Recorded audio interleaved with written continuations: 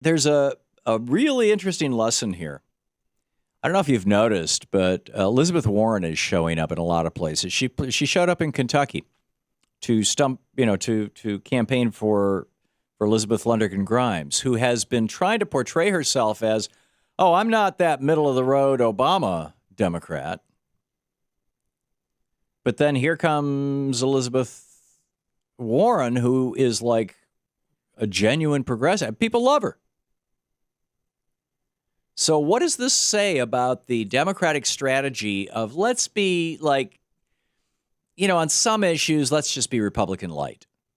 Because then the Republicans will treat us nicely, right? You got the Republicans running around saying Social Security is doomed, it's going to fail, it's going to die, blah, blah, blah, blah, which is really their way of saying, please don't raise the cap and make rich people pay into Social Security the way that working people and poor people have to pay into Social Security.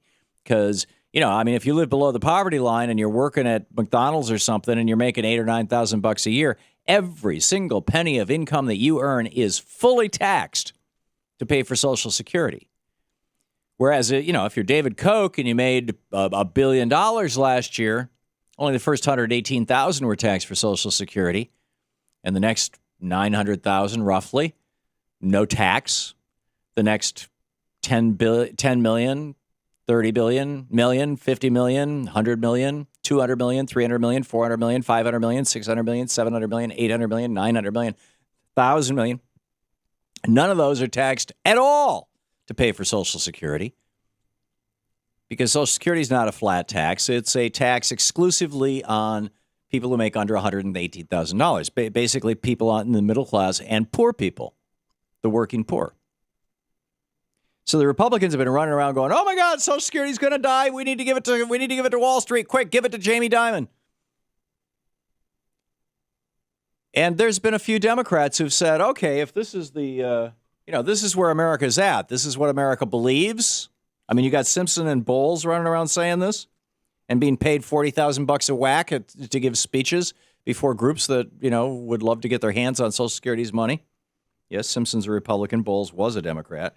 Both of them are now simply irrelevant. But there's been a few Democrats who said, "Okay, I'll go along with that. I'll sign on for the chain CPI." Even Obama signed on for a little while. Bernie Sanders started the Save Social Security caucus in the United States Senate, and they actually went after Obama and the Democrats on this and got Obama to back off from it and got the Democratic Party to back off from it. But there's still a few individual Democrats who think maybe it's a good idea to do the chain CPI.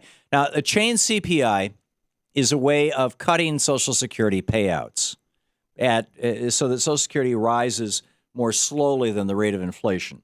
And here's how it works. Every year, the Social Security Administration, through, I think the Department of Labor compiles the numbers, but, through some government agency says, okay, how much has the cost of living gone up? How much inflation do we have? And they look at they look at that and they say, okay, gee, the cost of chicken has gone up, or the cost of steak has gone up 20% this year. The cost of iPods have gone down 10% this year. So net inflation is up 10%. Or the cost of iPods have gone down 20%. So it's a wash. There's no inflation. Now, one of the main criticisms against that form of calculation is that computers and iPods and gadgets and things are not heavily used by people on Social Security. Rather, we should be looking at the cost of transportation that you don't own. Have taxi fares gone up?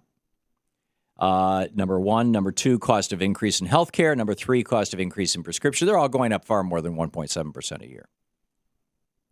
But this whole chain CPI idea, and so Bernie has been saying, we need to actually have a more reasonable number.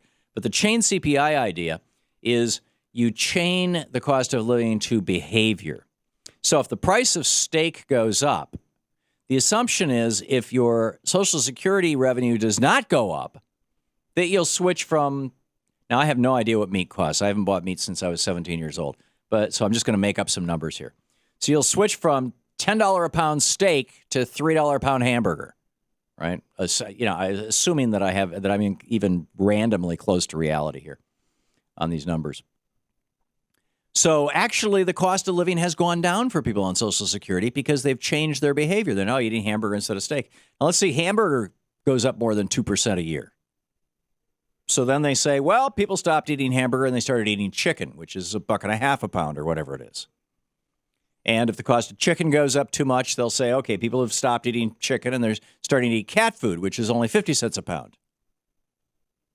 Which is one of the reasons why people call this, the cat food budget, the Simpson Bowles Cat Food Commission. So here's where it gets interesting. Crossroads GPS, the National Republican Campaign Committee, Crossroads GPS is Karl Rove's group. They are running ads attacking Representative John Barlow, a Democrat in Georgia, saying that he is leaving Georgia seniors behind by supporting a plan that would raise the retirement age to 69 while cutting Social Security benefits. Karl Rove's group has attacked Senator Kay Hagan, Democrat of North Carolina, Arkansas Senator Democrat Mark Pryor, Democratic Congressman Scott Peters in California, all of supporting a controversial plan that cuts Social Security benefits. What is it that these Democrats all support? A changed CPI, which was originally a Republican idea.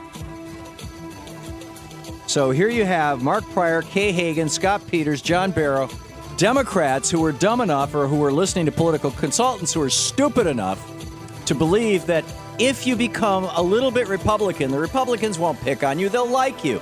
No, I'm sorry. They're still going to pick on you. They're going to lie about you. They're going to attack you, and they might well beat you. This is the Thom Hartmann Program.